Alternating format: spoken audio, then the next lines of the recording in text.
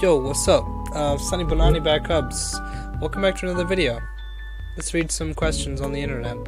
Alright, here's our first question. Here's our first story. Am I the a-hole for looking at his phone? Already, red flag. Girl. Privacy. You have your phone, he has his. Leave it alone. Two different things, you know. I fear in a relationship there should be a certain amount of privacy, but let's read the story. Maybe there's context that we need. So I downloaded Reddit in the middle of the night because I don't know what to do anymore. My husband and I have a beautiful relationship of almost 10 years, but due to circumstances we have been through a lot. Our bond is very good, at least that's what I thought. A while ago I found out that he has a lot of contact with the female colleague, and I mean they really flirt. Okay. I looked in his phone, okay, and read all the conversations. He calls her beautiful, dances with her at a company event, and from what I read, they provoke each other at work. Of course, they provoke each other. What does that mean? Of course I indicated this and confronted him. He said that this was only friendly and that he didn't mean anything by it, and also found it annoying that I looked through his phone. We had a good conversation and he indicated that he would take my feelings into account and not contact her anymore. I had my peace and it was okay. Now, 2 weeks ago, my husband was acting very strange with his phone, took it everywhere with him. Normally, he leaves it lying around in the open. So I felt suspicious. I looked at his phone again, and it turned out that he had never stopped messaging. Jokes were made about a Christmas party and the memories of that party. I looked in his translator because she is foreign, and he even makes an effort to speak her language. I was hurt by this, and because of that, our relationship was hanging by a thread. Many conversations later, and after expressing my feelings, he indicated that the priority really lies with me. Well, he keeps in touch the same way, only now he has muted her WhatsApp messages, changed his password, and deleted her messages, which again do not seem friendly. I read this again and don't know what to do. I don't want to admit that I looked on his phone, but when I ask him, he is just not honest with me, and this hurts me a lot. So what should I do to confront him? Gather more evidence, confront him and break up? I don't know anymore. I know it's bad to look through his phone, but my gut feeling didn't go away because when I want to talk to him about it, he wants to go into it as little as possible because he doesn't want a discussion. He acts like I'm jealous of a friendship, which it clearly is not. Not the a-hole. This seems like a full-blown emotional affair. Finding out about it was one thing. Finding out he kept it going and it was deceiving you about it is quite another thing. Leave, they're having an affair. That is so harsh. Wait, hold on. Where is that? There's a moth here. It's like the size of my pinky nail, but it's still there.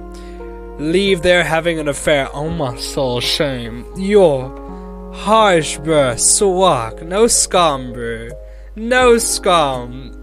Leave, they're having an affair. Like, no, leave. They're having their own thing. Like, you know, they're together. Leave them alone. Let them be. Not the a-hole. You shouldn't feel bad. You shouldn't feel the need to go through his phone. Clearly, he isn't respecting your boundaries in a relationship by having this relationship. Have you considered couples therapy? It would be hard for me to move on. TBH. Okay, here's a long one. This won't be a popular opinion on this sub, but I think looking through someone's private messages, journal, etc. is a you are the a-hole move until you find proof that they are doing the thing you suspected, and then it's not the a-hole because you trusted your gut and you got proof.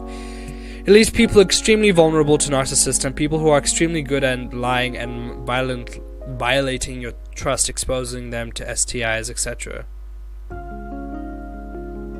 What are STIs? I think I'm missing something. I thought it was something completely different. If you have a good reason to believe your partner is lying to you, but they insist you aren't, and you need proof, what else are you supposed to do, honestly? Now, if you do that and you can't find any evidence of everything, you should recalibrate. Figure out if you're being jealous/paranoid, and maybe resolve to either trust your partner or leave if you feel you can't. But all I know is I genuinely wouldn't have suspected my ex of sleeping with multiple sex workers and with men at sex shops. Oh. Right.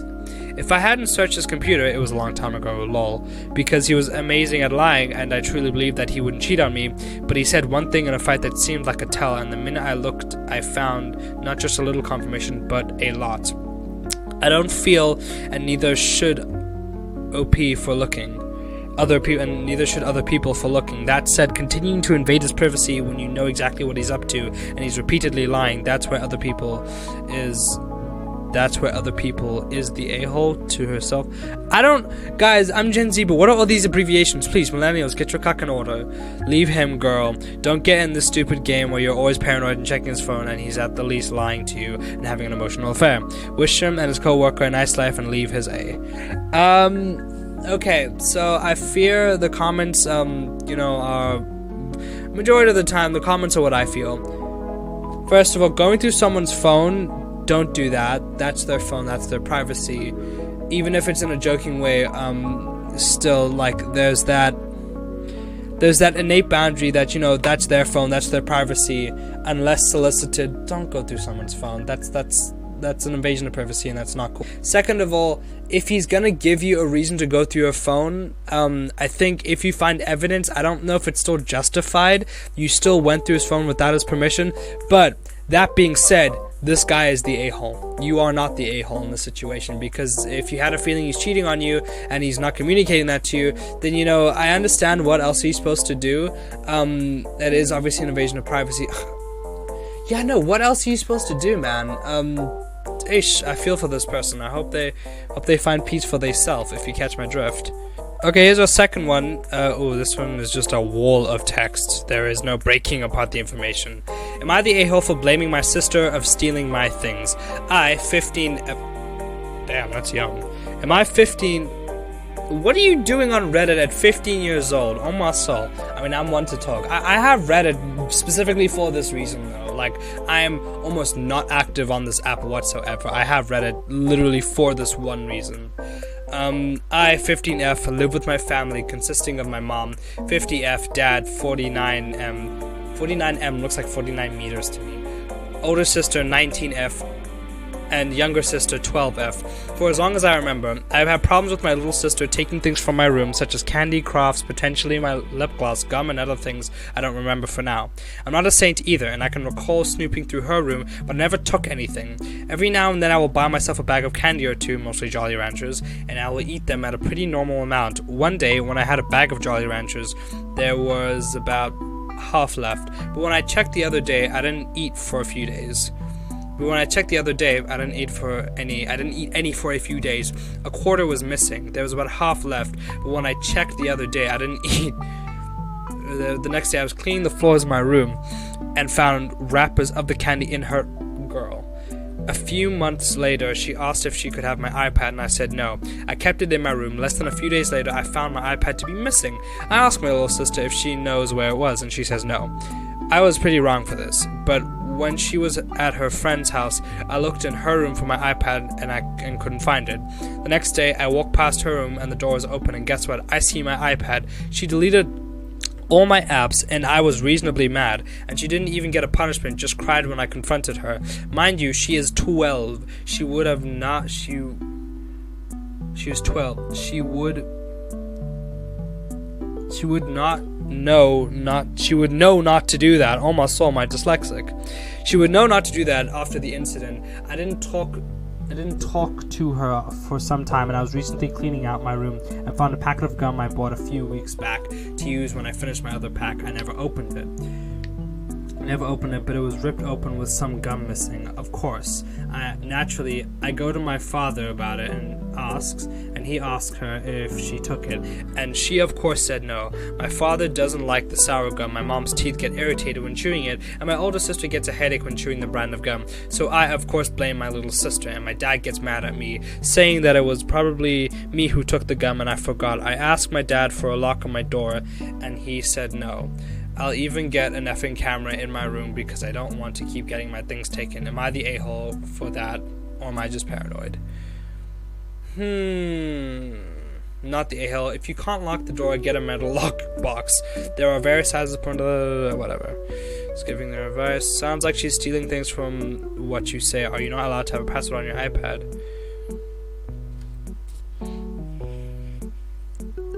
I'd say that and get the nanny cam. That may resolve a lot of issues with your dad putting not the a-hole, but your parents are gonna have fun picking her up from jail for stealing. She's the baby, and they are treating her like shit. Yeah, I feel like, hold on, not the a-hole. It sounds as if your little sister has no boundaries and your parents aren't going to back you up. So I say put a lock on your door and put a camera inside on that. It would do it on that. would do any good, but it might deter her from doing anything further. You could also try to talk to your sister and explain that it's wrong since she is 12. She needs a little direction. Okay, I don't know. I feel like a lot of these are like well balanced, but they will lean to one side a lot more. Also, the ones that are labeled a-hole, that like the story the person is talking about, the author is the a-hole, they're always usually short, I notice, and the ones who are clearly not the a-hole are longer because they need to explain the full story. She's not the a-hole. Because if you have a sneaking suspicion, because similar like the other story actually, if you have a sneaking suspicion that someone's coming into your room and taking your stuff, that's your space, I feel like you would know. Like, I can kind of feel when my dad's been in my room, even just to take out my laundry, like, I can feel it. Like, I really think that if your sister is not cooperating, again, you're gonna have to take measures, and if your family and your parents aren't caring and, trying to do something about it, you're gonna have to take measures into your own hands, man. Look, I feel like I would say just let it blow over, because over time it's like, gonna fade away. But at 12, dude, she's conscious. She knows what she's doing. I think you need to, like, no, but you try and talk to her, she's gonna cry, and then the dad's gonna be like, why are you making her cry? This is a very, there's no other thing you can do besides get like a nanny cam or like, a lock. So, not the a-hole, but I do feel for you, girl. This is gonna be our last one. Am I the a-hole for confessing feelings to my friend who then accused me of outing her?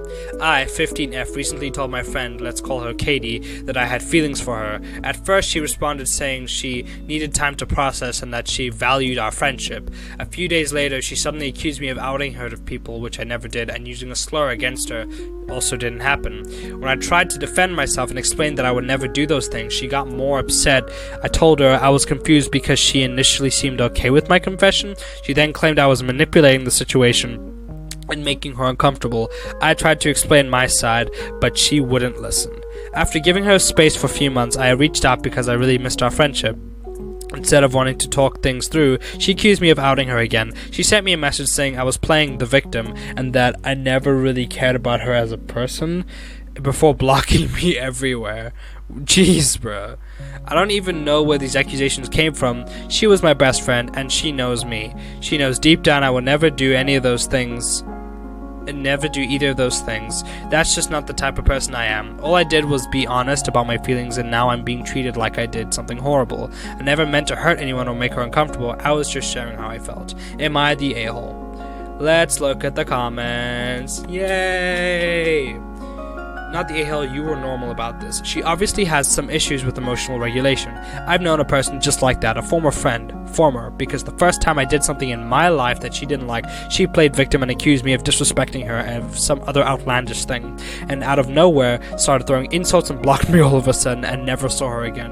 Some people have other issues in their heads that they are unable to talk about and to handle in a healthy way, and they will mistreat people and sabotage their relationships for it. You weren't in the wrong for telling someone privately that you feel a certain way about them. That's basic communication, and that's a good thing to do.